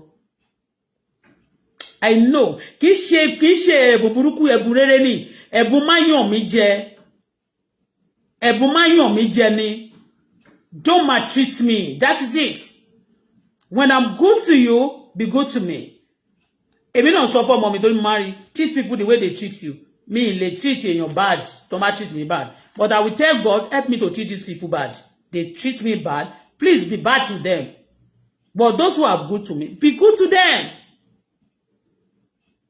Do you understand? So if I marry now, I will tell my husband, please, I don't know, because of people, they just said because of some courtism, they be telling them to maltreat. Courtism do tell people to maltreat their family, maltreat your wife, maltreat your children, maltreat this. You must not eat, you must not buy clothes, you must not be nice, you must not be okay. Courtism do that. Me, they're ready láti ṣe courtism kankan. I'm not ready to involve myself in any of those bullshit. So I want to live a free life, I do business, I do my business, and I take care of myself, I do what is right for me. Thank you. Do you understand? So, anything mo kàn sọ náà ni pé they plant everybody. Nígbà yẹn, do you know what that lady did? Ìgbà yẹn mi ò mọ̀ pé wọ́n ṣògùn South Africa. Later tí mo wá lọ gbé ní Southgate, tá bá ti wá kó town tá kó lọ́fíìsì tá bá ń lọ báyìí, tá bá ti dé GP Street yẹn tá ń lọ báyìí. Mo wá rí pé níbi ọjà kékeré kan níbi ojú tí mo wá rí pé kí ló máa ń ṣe bí mo wá rí pé àwọn èèyàn máa ń ṣe jákujàkun bẹ́ẹ̀. Màá dẹ̀ rí pé wọ́n so awọ ẹranko, oríṣiríṣi awọ ẹranko wọ́n so bẹ́ẹ̀ wọ́n ní pé wọ́n máa ń ta fúdù bẹ́ẹ̀ pé wọ́n ń ṣe fúdù. Mo ní South Africa wọ́n ní àwọn wọ́n ní àwọn bushmen yẹn pé gbogbo wọn pé wọ́n believe in fúdù. Mo ní ngbà yẹn wọ́n sọ story pé ìgbà tí àwọn àjẹ́ tí wọ́n sọ pé wọ́n fẹ́ lọ ṣèpàdé ńgbà yẹn tí wọ́n sọ àwọn yẹn máa ń sọ̀rọ̀ pé so wọ́n dìde sọ pé àjẹ́ làwọn ògìnìkan ìkà làwọn o àwọn máa ń ba tèèyàn jẹ́ ni o but àwọn fẹ́ ṣèpàdé sí wọ́n ní ńgbà yẹn bàbá Dàúsà sọ pé òkè o lè ṣe ìpàdé bí tẹ́ bá ti lè gbójú jáde pé ìkànnì wọ́n ní South Africa ní nearest place tí wọ́n ti wá mí lè sọ bóyá tòótọ́ àbí rọ pé South Africa ni wọ́n ti wá ṣe wọ́n dẹ̀ ni wọ́n ṣe tán báyìí wọ́n kó gbogbo àìsàn oríṣiríṣi nǹkan kan bẹ́ẹ̀ síbẹ̀. So but now what about the pastors tó yẹ pé wọ́n ń pa irọ́ nínú ṣọ́ọ̀ṣì gbogbo nǹkan tó ń sọ pé àwọn olódodo nígbà yẹn lọ́hùn tí ìjọ mo sọ fún yín olódodo tó bá jẹ́ pé nǹkan táwọn èèyàn tó ń ṣe nínú ayé tó ń ṣe ń sìn àwọn kankan tá a rí tí wọ́n ń ṣe ni nígbà Ọlọ́run gbọ́ rárá bọ̀ tó Ọlọ́run wà àwọn kan wà tó yẹ pé tó bá kàn ṣoore fún ẹ tó bá wọn dẹ̀ lọ àwọn kan wà àwọn kan máa dàbí tọ̀mẹ́tọ̀ ni torí bẹ́ẹ̀ mo gbàdúrà any tormentor in my life the Lord will shut in your life. The Lord will shut your life. Any tormentor that refuses to repent, I don't even want you to repent. May Almighty God shut your life. May Almighty God cut your life. Kó bá mi fi sísọ sẹ́mi ẹ̀ kó bá mi gé dànù. Bẹ́ẹ̀ ni kó bá mi cut life very short bó ṣe fẹ́ kó rí mi because when you have been torment for long, they want to finish you. Wọ́n fẹ́ kó die small. Kó die láì rógòlò. So when tormentor torment you, they want you to die without glory. Because when they are tormenting you, anybody they torment you, you are losing. Any day they torment you, are losing. Any day they torment you, are losing. But because those short, the guy that day, they actually wants me and my daughter to perish.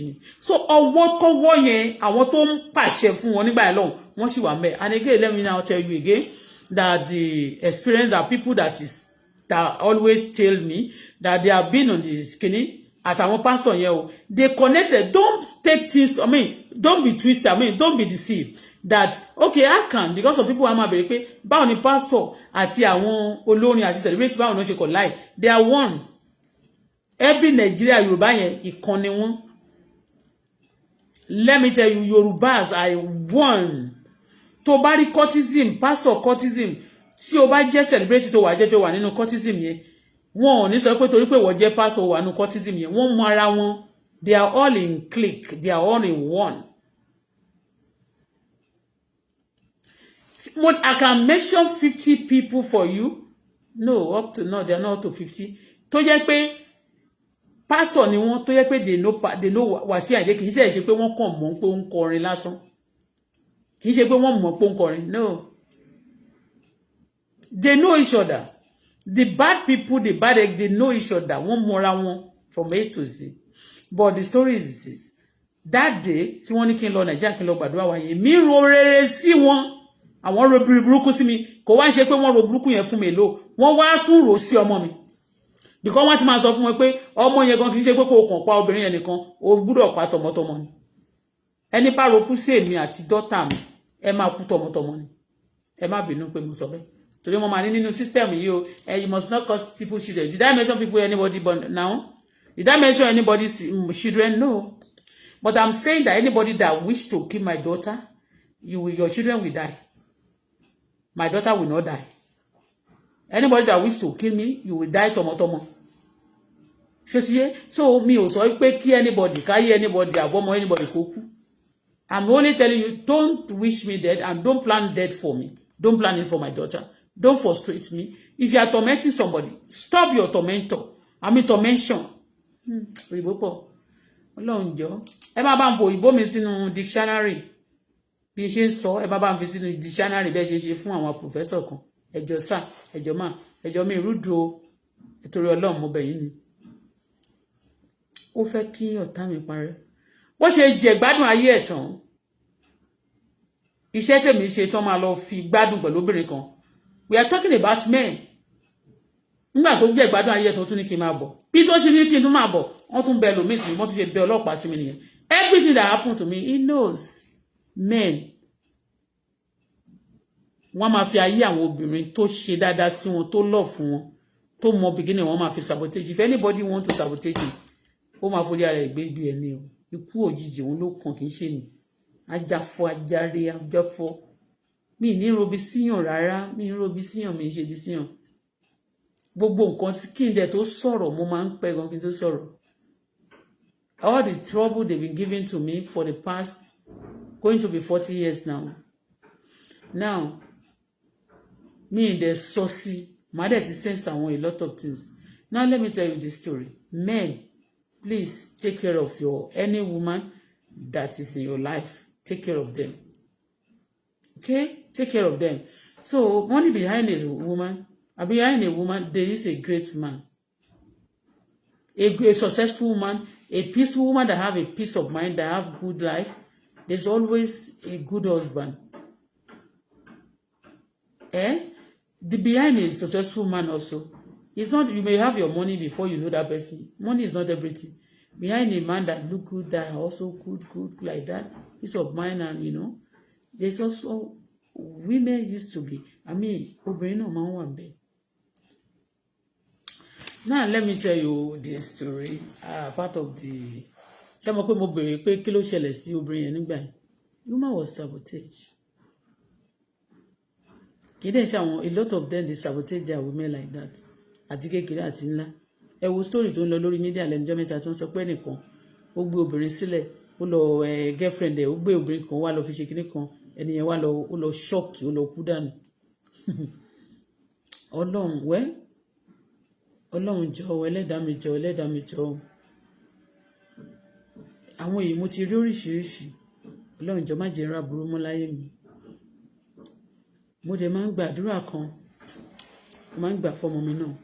Ability to stand in all situation. Every ability to stand in all situation. When you be able to stand in every situation, then you will conquer this situation. Because if this is not palatable any longer, you walk out of the relationship. If it's not palatable, the surrounding is not palatable, you change your mind, but you'll be able to stand. If you cannot stand it, then you cannot survive it. So, pray it, oh Lord, help me to stand any situation. If you are married today, and also your husband love you so dearly, he love you so much, pray it, oh Lord, all the tribulation, because only you are going to the world, only you face the world, you face the trouble, but be cheerful, I've conquered the world for you. The marriage you are going to is like going to the world. Okay? The business you want to start is like going to the world. Please, Lord, help me to stand. Oh, Lord, please help me to stand. Please, whatever anybody wants to do to me, they will not pay. That will not pain me. Father, make me stand. Father, please help me, Lord, to stand it. Please, Lord, please help me, Lord, to stand it, to withstand it. It must say he cannot withstand it. They've done a lot of things to me on this social media. They will promise me that by the time by the time you sit in, you'll be shocked. Kí ni mo fẹ́ rí tó ṣe fẹ́ shock you wa? Kò shock you wa. Torí ẹ̀ ń gbà mí á kàn pa mí lẹ́rìn. Kò shock you wa. Torí pé mo ti gbàdúrà gbogbo ohun tó bá sọ pé kó haunt mi, Ọlọ́run má jẹ́ haunt mi. At the end of everything, the person who want to haunt me, he will be the one to haunt. Torí gbogbo mo ti gbàgbára tó máa ń dá ibi padà sórí àwọn tó bá ṣe ibi. Tó dẹ̀ máa ń dá ọfà padà sórí àwọn tó bá fẹ́ ta ọfà sí mi. Tó gbogbo ohun tó ń ṣe yẹn náà wọ́n ń ta ọfà sí ẹni. I prayed it, but people don't know. Olúwa, mo gba agbára. Olúwa gbé agbára wọ̀ mí. Agbára tó máa ń dá ibi padà sórí àwọn tó bá ṣe ibi. Tó máa ń dá ọfà padà sórí ẹni tó bá ta ọfà. Olúwa gbé wọ̀ mí. Gbé wọ̀ ọmọ mi. Gbé wọ̀ mí o. Gbé wọ̀ ọkọ mi. Èmi ò dẹ̀ ní ta ọfà sí ènìyàn. Olúwa gbé agbára wọ̀ mí. bàbá gbé agbára wọ̀ mí Olúwa gbé agbára wọ̀ mí gbé agbára wọ̀ mí ẹni tó bá lóun fẹ́ knock me out Olúwa jẹ́ kó wọ kómà ẹni tó bá sọ pé òun fẹ́ shock mi bákan Olúwa jọ̀ọ́ jẹ́ kó ní accident ẹ̀mí kì í ṣe ẹ̀ṣẹ̀ so that you don't use your life although àwọn kan wà tó máa sọ pé ẹnìkan ò pa ẹnìkan àwọn ẹlòmíì náà tún máa orí tó bá ti you know one thing nípa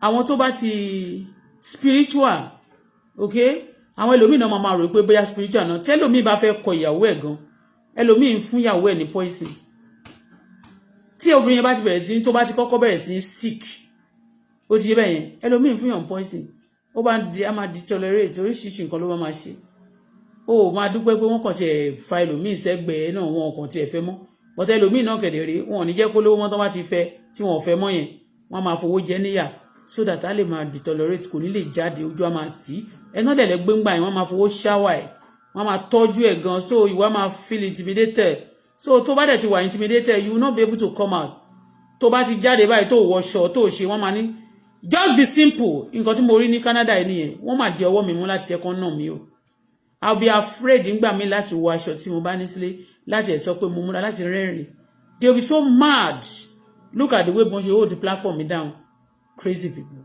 mi ma àwọn tó ṣe bọ̀ ti di àwọn tó ṣe yẹn they are crazy and mad okay àwọn èèyàn náà máa sọ pé bóyá mo fẹ́ máa fi àwọn ilé cash kúrú sí àbí mo fi ń ṣe content me I'm not creating content mi ò kàn fẹ́ sọ̀rọ̀ yẹn bó ṣe yẹ kí n sọ lónìí ó ti yẹ yín mẹ́rin I'm not creating content and one thing about me I've learned even when the platform is very little I will still continue talking when people are watching I continue talking so they want to do things just to hunt me I'm not hunt at the end of everything lórí kékeré tí a wà yìí àwọn ló tún máa wà hunt ṣé ti yé because tí èrò bá pọ̀ lórí platform mi náà sí mo lè má rówó lórí YouTube náà wọn ò jẹ́ kán fún mi lówó wọ́n máa ní because ó ní àwọn iṣẹ́ kan tó ó níbì kan tó fẹ́ kí n submit sí they want to bow me under some slavery under some nonsense and idiots and I'm not going to be like that because obìnrin ni mí mo dẹ̀ adult dẹ̀ ni mí I have my brain to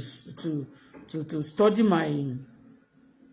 I have my brain do you understand me to use I have my conscience I have my brain I know what is wrong and I know what is right and I know what is good for me you understand ó fẹ́ kí ẹ̀jẹ̀ wa nígbà yẹn ó fẹ́ fi ọ̀tá mi ó fẹ́ fi ṣe tutù even yourself tó bá ti rí pé in the relationship tó bá rí èèyàn tó bá ti jẹ́ pé you are depressed ojú mi ti rí gan o togun torí àwọn tó wà nínú cultism yẹn the cultism are not ordinary just meeting pé gbogbo wọn ò bọ́n ṣe wà yẹn o ẹ bá ṣe wà ń sìn o you are just like ẹgbẹ́ kan ni àwọn o bí pé akànjọ ń ṣẹgbẹ́ lẹ́nu àwọn èèyàn ń ṣẹgbẹ́ yẹn wọ́n á lọ spiritual realm bọ́n ṣe ń lọlé babaláwo náà ń lọlé aláàfáà ni wọ́n máa ṣe ni wọ́n máa ṣe ni wọ́n máa sọ̀rọ̀ ni wọ́n máa ṣe pé ni wọ́n máa múlẹ̀ ń bẹ̀ ìyẹn lẹ́ máa sọ pé ordinary ni ẹnìkan á jókòó lóru a máa ní iṣẹ́ oríṣiríṣi ló wà àwọn èèyàn kan wà tó yẹ pé wọ́n ti pé àlùjọ̀nú tó ń gbénu gbówó ti ń bá wọn gbé àlùjọ̀nú ò ní wọlé mi irú àwa ń sìn ẹ̀mí mímọ́ ló ń gbé bí tí n bá lọ bìkan tí n bá ra aṣọ kan tí aṣọ yẹn bá wà possess àbí tó ń fi nǹkan sí lára kí n tó mọ̀ tó dẹ̀ ní ẹ̀mí èṣù tí n bá gbàdúrà sí màmá tí ẹ̀mí èṣù kan bá tẹ́lẹ̀ sí surrounding side I know do you understand so àwọn ọkùnrin wọ́n ti rí wa pé egungun méje la ní 9 ni àwọn ní ṣẹ́rí 2 tí wọ́n fi ju tiwa lọ yẹn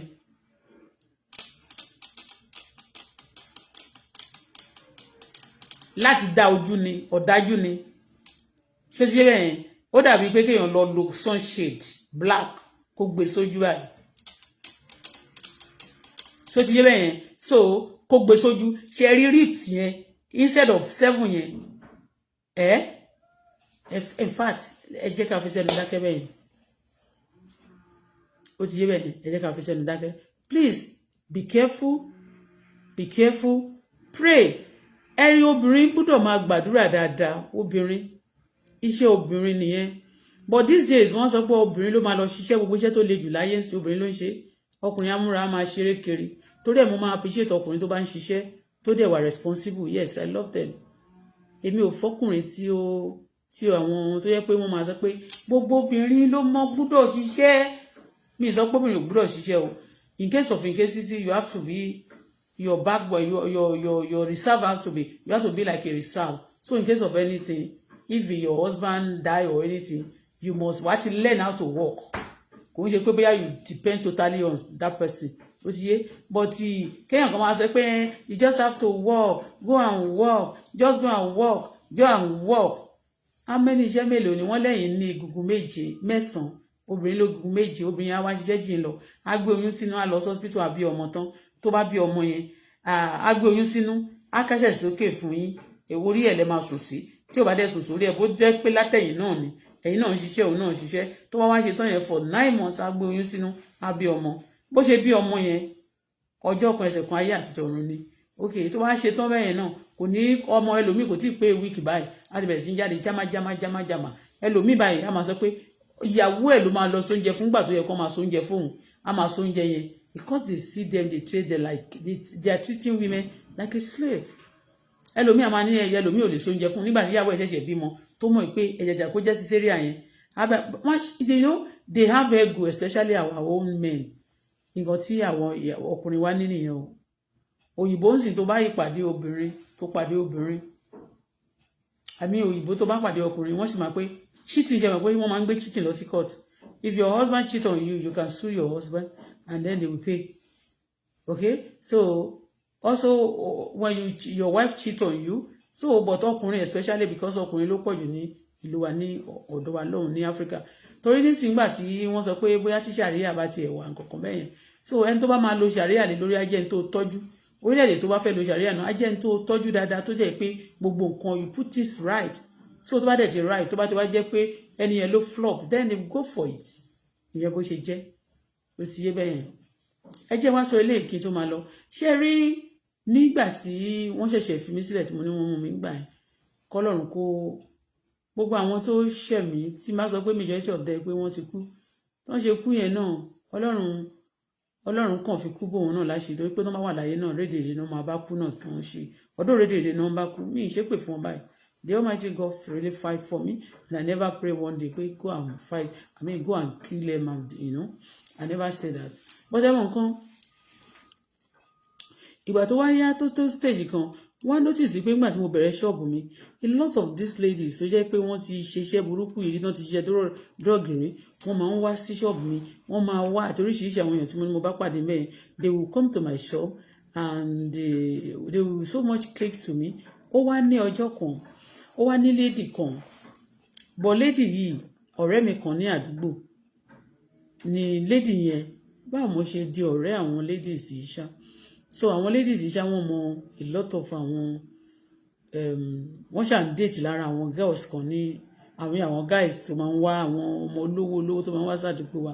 So wá di níjọ́ yẹn ṣá, màá kàn rí pé wọ́n gbé aṣọ wá fún mi, wọ́n pe obìnrin náà ní ìyá Ṣùbọ̀mí.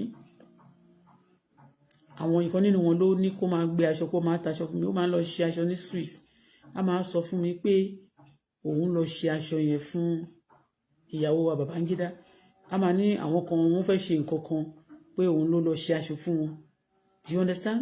So wá ṣe aṣọ yẹn tí aláṣọ yẹn kú ẹyọ kan tó bá lóun gbé aṣọ lọ fún wọn ní Aso Rock, a wá tún gbé aṣọ wá fún mi. A ní aṣọ yìí ni wọ́n gbọ́ máa ń wò pé wọ́n máa ń gbé aṣọ wá fún mi. Tí bá parọ́ bá gbé lélẹ̀, ó dẹ̀ máa gbé aṣọ yẹn wá tẹ́ pé a ní aṣọ yìí mi ì ní rí níta, mi ì dẹ̀ ní rí níta. Nígbà tí wọ́n ti wá fi mí sílẹ̀ yẹn ni o, a lot of people come around me, a máa sọ pé aṣọ yìí o mi ì ní rí níta, mi ì dẹ̀ ní rí níta. Although I pay for it o, I pay for it. So that's mama wa imagine ní gbogbo àyẹn mo kàn máa ń wò pé mo bá ẹnìkan ìfún àdáṣọ mi kan torí ẹ̀ mo sọ fún yín, àwọn èèyàn kan silently tó ń bá fìyà jẹ náà tó mọ̀ pé wọ́n ti fìyà jẹ tó bá tó stage kan àbí tó bá bọ́ nínú wọn lè máa fi system ṣe kọ́ máa tọ́jú ẹ̀. Torí ẹ̀ mo ṣe sọ wípé ṣe rí ní ìgbà tí wọ́n fẹ́ fi orí mi dí kinní gbà yẹn rísì tí ìyá yẹn tí mo ní I don't want to be talking about it again because nígbà míì tí bá ní mo sọ tí bá ní pé kò dùn mí gan nígbà míì ó máa ń dùn mí o and I don't want to be cracking my heart disturbing my heart like that like but the reason why a lot of people something's happening wá kàn máa pẹ́ ó ti rí ogun tó farapamọ́ tó máa jẹ́ níyà ni ó dẹ̀ rí àwọn èèyàn tó jẹ́ pé ó máa farapamọ́ ọlọ́run gbọ́ wọ́n gba àṣẹ wá fún mi wọ́n ní aṣọ yìí aṣọ tí ìgbà tí àwọn màmá yẹn ṣì wà láyé ni mò ń sọ mi ì dẹ̀ bá wọn sọ̀rọ̀ rí báyìí face to face.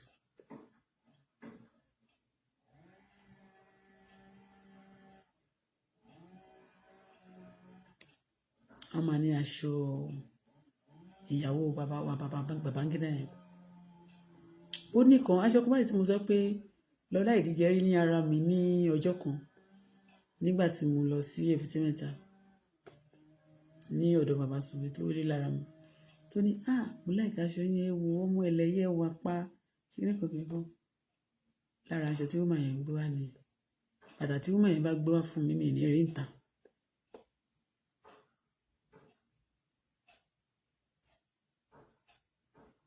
a dẹ̀ sọ fún mi pé òun lọ pé òun bá wọn raṣọ òun bá wọn dírẹ́sì màmá lára àwọn tó máa ń dírẹ́sì màmá late Mariam Babangida.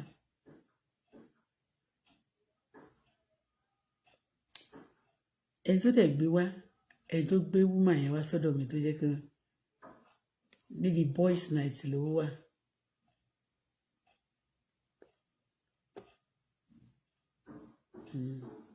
ohun tó pamọ́ oúnjẹ ọlọ́run bá ló tó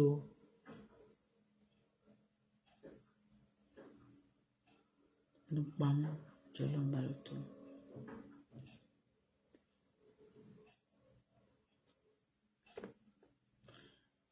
anyway junction tí a dé yìí kẹ́nìbọ̀dì má fi ayé mi gbá tẹ́gbẹ́tẹ́ ní ìsìnmọ́ òtútù mú mi lẹ́sẹ̀ o tolú tẹ bá mi mú jíǹsì kan jíǹsì kan ló yẹ kí n máa wò òtútù mú tolúwa ni mi òtútù mú mi lẹ́sẹ̀ Sarah oh ó ti gbé nǹkan sétí I'm feeling cold the house is cold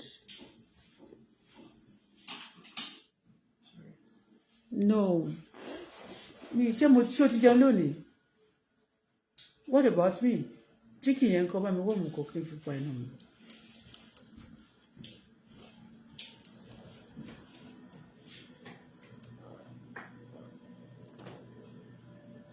no fi sínú microwave kó yòókù o lè kó chicken yẹn kó sínú tí bí nǹkan èyí tó wà nínú oven yẹn nǹkan jẹun wo I'm hungry ní àmàlà dúdú ni I'm hungry seriously mi ti jẹun látàárọ̀ ó wá dà pé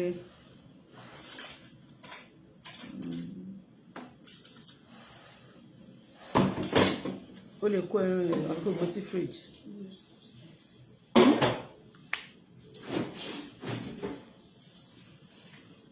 Kó sínú plate náà.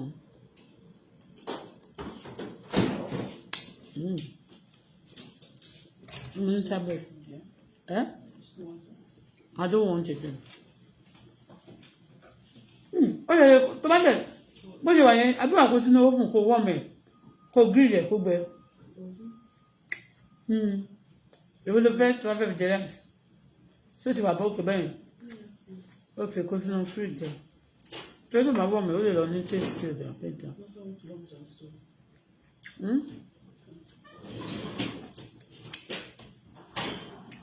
I'm hungry.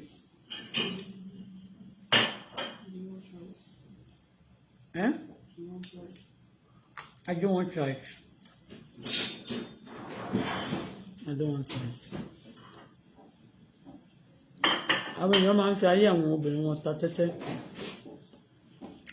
I don't know why.